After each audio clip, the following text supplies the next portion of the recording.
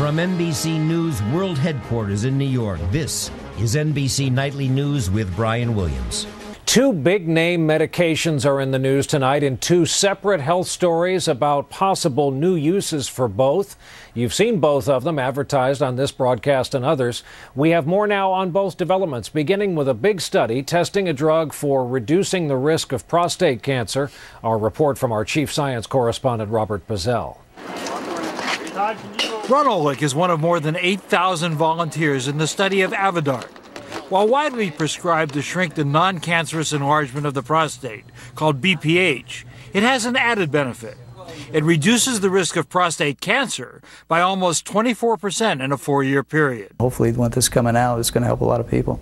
Drug giant GlaxoSmithKline, which makes Avodart, is asking the FDA to allow sales of the drug for a new use to reduce cancer risk.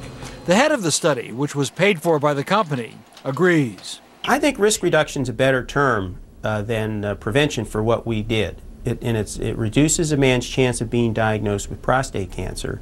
There are also headlines today on an even more popular class of drugs, cholesterol-reducing statins. The FDA is allowing AstraZeneca to market its blockbuster drug Crestor to millions of people who have normal levels of cholesterol. Under the new rules, the drug can be sold to people who have high levels of C-reactive protein, a marker for inflammation, which studies show can increase risk of heart disease. 250,000 heart attacks, strokes, bypass surgeries, angioplasties, and cardiovascular deaths could be avoided if the strategy that was tested here was actually used over a 5-year period. But some doctors are urging caution with the expanded use of both drugs. Like all medications, they have side effects, which may outweigh the benefits for healthy people.